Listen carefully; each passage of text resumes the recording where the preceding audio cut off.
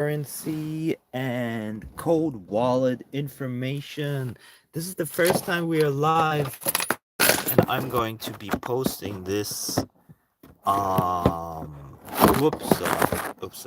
Okay, one moment. I have to set this up. Perfect. So let me set this up and get some people in here. And let's get a live talk going. So, Kin cryptocurrency. And let me get this. I've constantly, my VPN is always going off here. If you have any questions, just put it in the comments on any of my videos. Um, we are live. Okay, let me go on to Kin channel over here. I was very surprised that today we were able to go live, and we're going to do a lot of live today. So, excellent. So we are live, and I just posted it into the channel. Let me do this also for how does this work?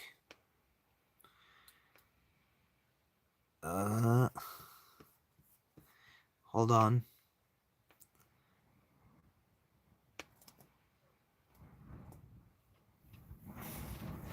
Okay. So I'm just gonna leave the group again here. Uninteresting. Okay.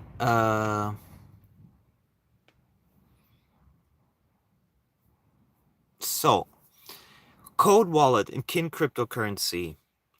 Code Wallet and Kin cryptocurrency. So I've been involved with not Code, sorry, with Kin since the very beginning, 2017. It's actually one of the only things that I've been interested in the crypto sphere. Originally because the the idea was that it would be put into Kick, and that never materialized. But the team did something absolutely amazing, which is they developed Code Wallet, which they have a patent on. And the Code Wallet is basically a crypto wallet which everybody can use.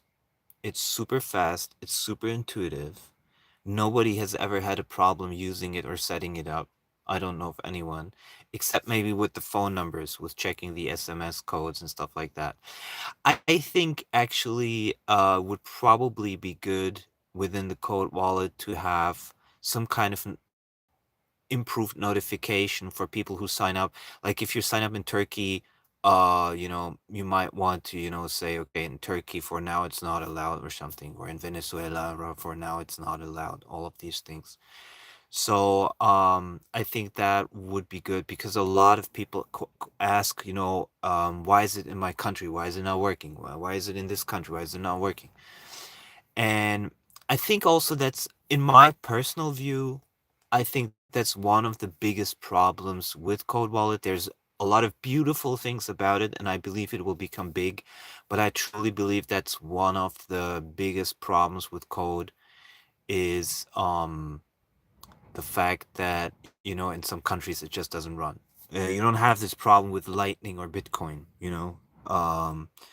So and the thing is, from what I understood, technically, you cannot separate code and kin in the sense, code clients, the code client and the code server, in a way that you could, for example, distribute an altered APK for Android devices and then use the same code server. It doesn't work from what I understand. We would have to launch your own code server.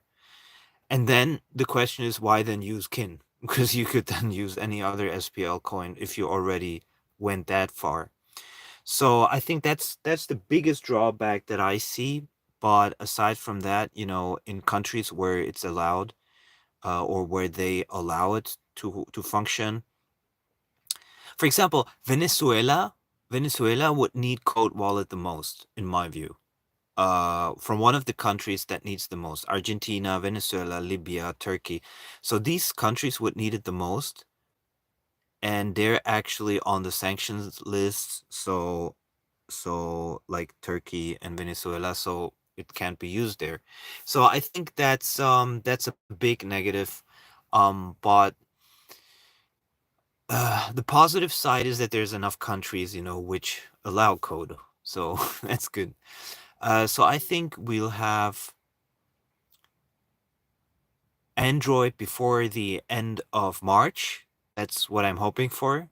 And the thing is that that's what I didn't expect. I thought it's going to be later with Fiat on ramp within the app. And let me just give you an idea of what I think could happen in theory. I think what could happen is that people, even if it's very small amounts, will start buying kin from within the app. Let's just say like 50 euros, $50, something like this. Okay, so they buy $50 worth of kin, and they buy it over the DEX because the on-ramp, the Fiat on-ramp buying kin within the app is gonna be run through the Jupiter DEX. That means the price, because the volume is very thin, that means the price is instantly pushed up, even if it's just one tick. And if you have 10 people doing that daily, you'll have like 10 ticks upwards. And if there's no sales, you're actually going to see every day, or let's say on average every week, like a tick, tick, tick, tick, going up like this. And I think it will make people very conscious, very aware of that price movement, be like, and people will wonder what is that, and then they'll start to research it. They come across Cold Wallet, and then the bigger investors come. So people will buy, millions and millions of kin, and instead of just like 10 or 20 euros, and that combination, the constant upticking of the buy volume, including the larger investors, will just send it through the stratosphere. That's what I think will happen. And I think that is actually by design good. It's because some people were complaining, yeah, what about liquidity on the dexes and stuff about kin. It's like, by design, this is awesome, because even just little parts of buying kin would send the price up. And I saw it just this morning when I was looking at, one of the sexes, like the Gate IO, for example. I was looking at that. I was seeing that even small volumes do like bing, send it up. And that goes through all the exchanges. So I don't even think this is something super interesting. A lot of traditional crypto enthusiasts, they're like, we need the Binance, we need the Coinbase, blah blah blah blah blah. I don't think we need that. I don't think it's necessary. And I don't think it's necessary because Jupiter has cracked, Solana has cracked now 5 billion in sales on NFTs. Jupiter has cracked, I don't know, like the largest trading volume something. I don't even know. It's like more than Binance something. I don't remember. And so people are actually leaving Bitcoin and Ethereum in a way, especially the ones that are really into ecosystems. They're leaving Ethereum, they're leaving Bitcoin, and they're entering Solana. And that's where they stay in Solana. There's literally no reason to not stay in Solana. There's tons of reasons to not stay in Bitcoin or Ethereum.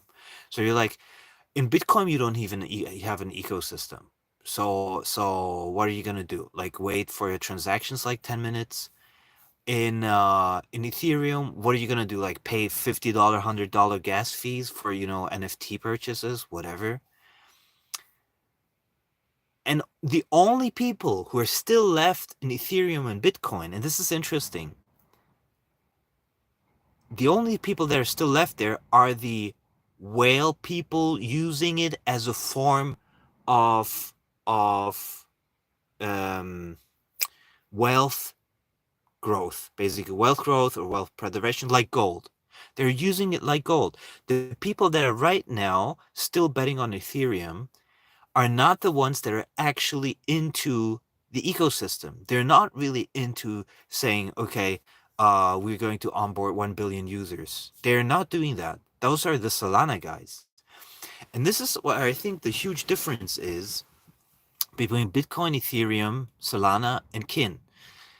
That once you're already within the Solana system, and I think actually a lot of people, a lot of developers, Web3 and all that, they're draining into slowly coming uh into Solana. And then once you're in Solana, it becomes super easy to switch, from Solana to Helium, from Helium to from like to I don't know, like Radium, from Radium to Kin. And it's instant. It's like swapping, blah, blah, blah, blah, blah, blah, blah. And people are starting to wake up to that. A year ago, 2 years ago, people weren't aware of that as much. Nobody was talking about, Solana ecosystem, really. Nobody. Now with Helium and all these projects and Jupiter, things are changing. And I think this is where Kin comes in. This is why I think Kin will explode, because Solana ecosystem as a whole is exploding and people are going to stay there. You don't care if you pay 10, 20 cents or 5 cents or 30 cents. You just don't want to pay the 50 euros or $50 for a transactions. But if you get an instant transaction, you pay, I don't know, 5 cents, not even 5 cents for a transaction, maybe 1 cent for a transaction, then there is literally no reason to stay. Only crazy people would then say, "Oh, why don't you have it completely for free, or even cheaper, or something like that?" And the only problems that Solana has, that we all know, is the creating of ATA accounts, so associated token accounts. That costs a lot of money to pay the rent of the token account when it's created. And that's probably the biggest bottleneck I could imagine for Cold Wallet. But if Kin keeps on going up, I'm pretty sure that Code can somehow manage, dealing with those increased costs in some form or fashion. Unless, Solana goes to 1,000 or something. I don't know, 2,000. I don't know. So, those are like the technical aspects now. But Cold Wallet in itself, there's something about Cold Wallet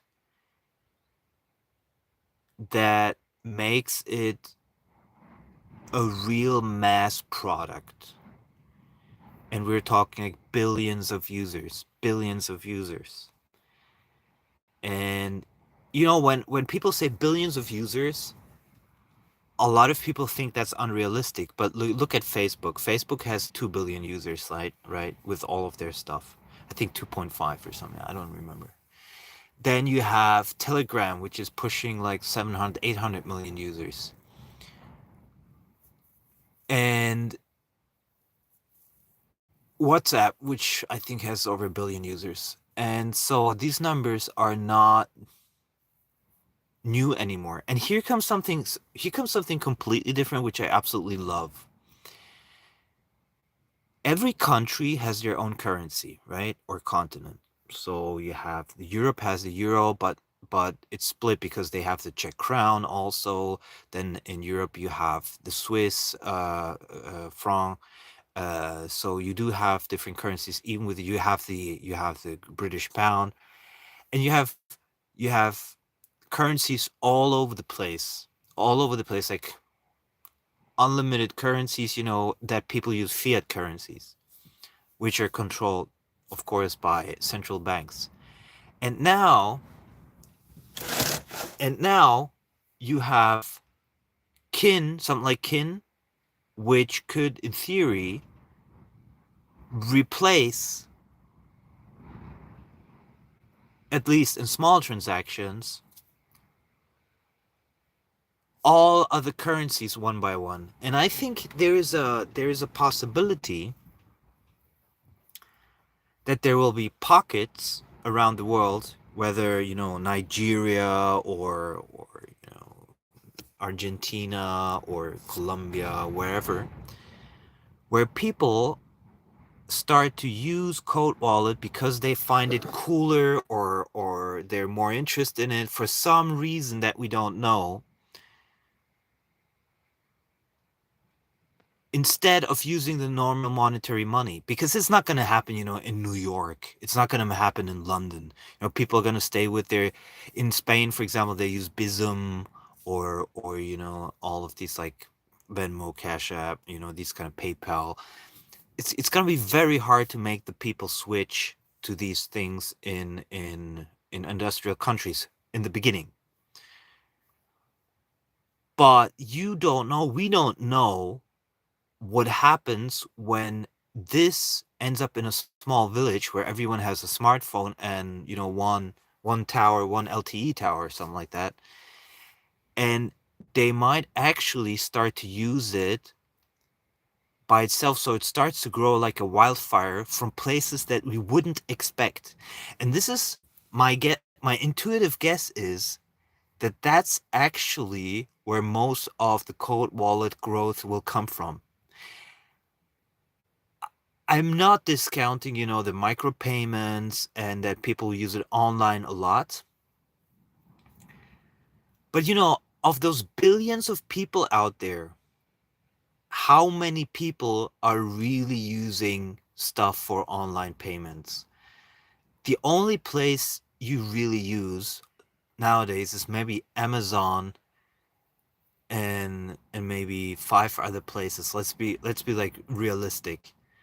Do you go on like hundreds of websites and put in your credit card? Most people don't. Um, and I think that most of the traffic on the internet is focused on very few sites anyway. When you log in, you check your Telegram, you check your WhatsApp, you check your Instagram, you check your Facebook. That's it. And then you go in your normal job. So you don't actually have time for these games, kind of. But when you're in the marketplace, when you're in the supermarket, that's where you spend a lot of money. Think about where people spend the most money.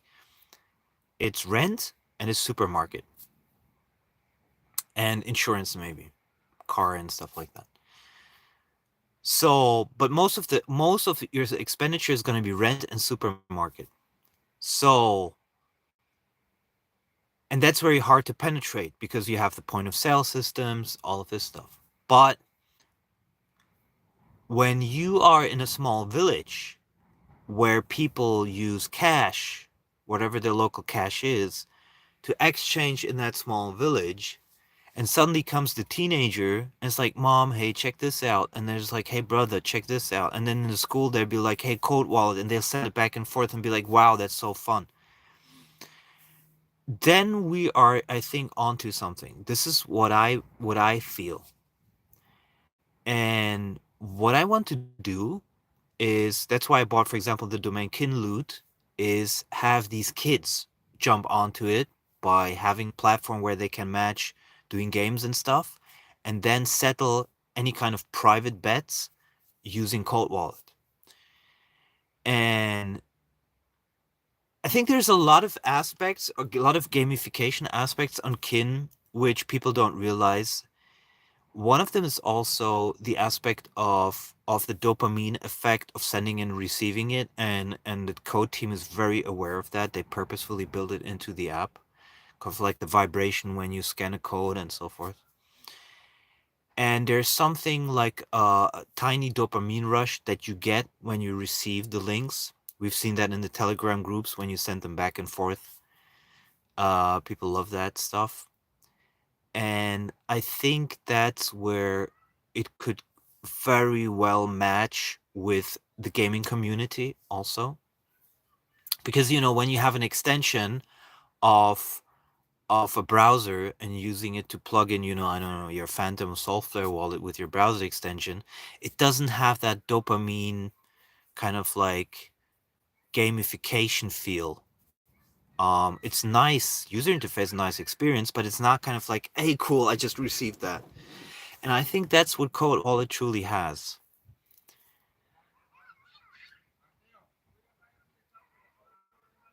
And I think that I can speak only for myself in this regard. Like, if I want to get paid in the future, let's say I was a masseur, so if I want to get paid as a masseur, I would say, listen, buy kin and buy me and pay me that way.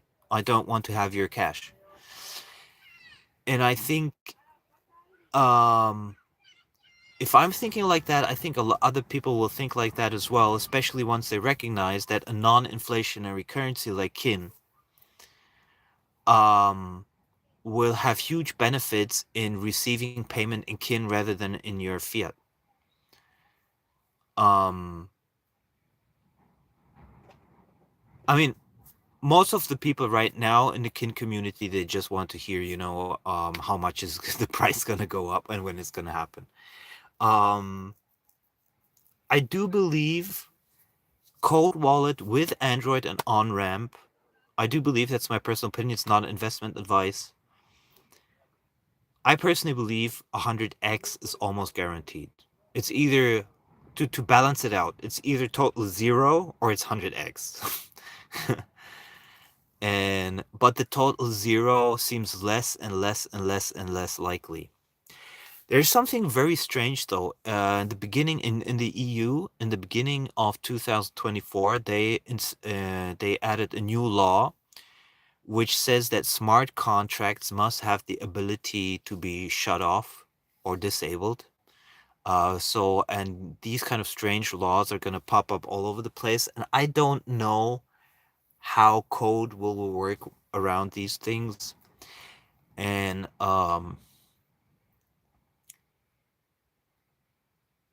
I think I'm 100%. One thing that I'm 100% sure, the way it's set up right now, and I don't think most people really understand this yet. The way it's set up right now, I believe that it will have exponential growth in terms of users and transactions. I think it will truly have exponential growth. And I think that people do not realize that sometimes it just needs one more influencer, one more person with a far reach to really get this into millions of people's users' hands. I mean, the extreme example would be, of course, somebody like Mr. Beast, or somebody will be like, hey, I'm giving away, $10,000 with Code Wallet, whatever. I mean, that's the extreme example, but there's many in betweens, like 100,000 people there, 100,000 people there. And once that spark is set off, then it cannot be stopped anymore.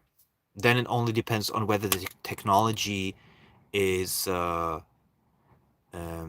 holds up to the amount of traffic, and whether regulators will do something against it or not. And but let's take one step back. Let's take one step back and not look at Code Wallet or Kin specifically, but let's look at the trajectory in which, this whole industry is going. More and more decentralization, more and more speed, more and more privacy. That's what we're gonna. That's it's just gonna be more and more speed, more and more privacy, and more decentralization. But in a usable user interface, user experience that everybody can use. We're literally going in this direction.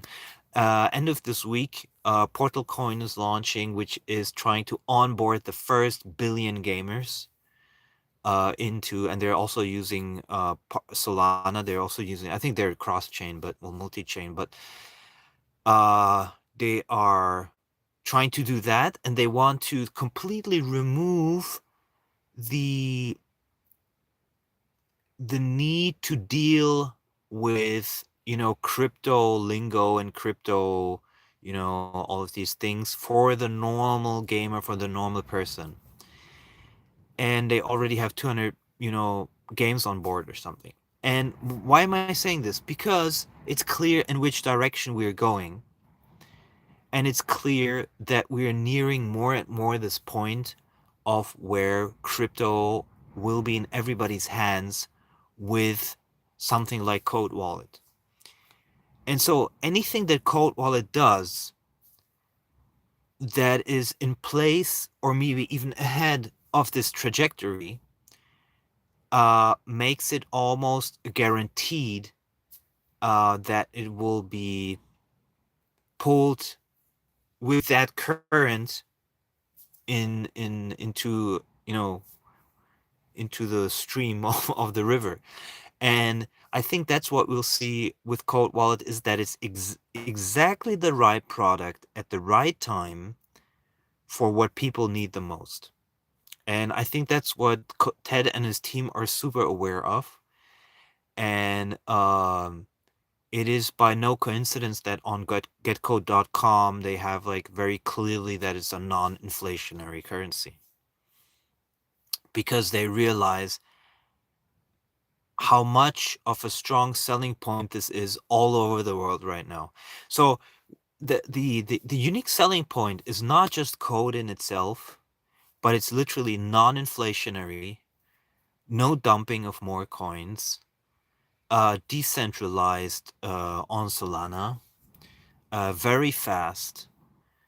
Code is private, at least to for a normal person, and that is it has so many unique characteristics that don't exist anywhere else right now. Um, and it has the gamification fun kind of feel. Um, so I think we have about a month before the launch. I think they'll stick to that. And already a few weeks ago, Tanner, one of the team, one guy on the team, said that he's testing, that they're testing not only the blog platform, but they're also testing the on ramp, and flies, and they're testing the on ramp. I need to get rid of the flies in here. Okay, it's funny. And even Brandon, who's working on the Android, said he also tested it. That means it's running. It's live already. They're just testing, figuring out probably if there are any bugs and stuff and edge cases or um. So I don't know how much is left on the Android front.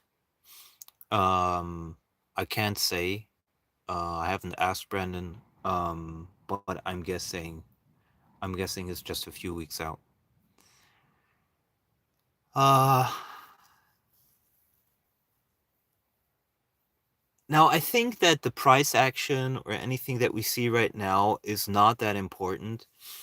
I think the volume is, and everything that is happening right now is still a joke in terms of what's gonna happen. So I don't think people are like, oh, this is going up, this is going down, this is up, going up and down and stuff like that. And I think it's literally a joke to what would still happen. We'll see probably. I mean, it's just a guess, of course, like everything in this, but I think we'll see an instant 5x, 10x the moment Android launches, the on-ramp launches, and the blogging platform launches, and it's super obvious they will launch everything at the same time. I think they want to shock the industry. That's what I think they want to do with the launch. I don't think I'm not sure if it's the best strategy. If I were Ted, I would have launched Android already without the on-ramp, just to have people playing with it and so forth. But now it seems pretty clear they want to shock the industry, and the world, and just go like, here it is, everything together, like a little bit like the iPhone moment, where people were like sitting there and were like, what the fuck. I think that's what they want to do. And actually the microblogging platform is genius. And Tantrikin, that makes no sense. I'm gonna hide you. It's a really bad comment. Um, the um it's interesting, like wherever you go on YouTube, there's always these toxic idiots. It's just insane. Um so what was I gonna say?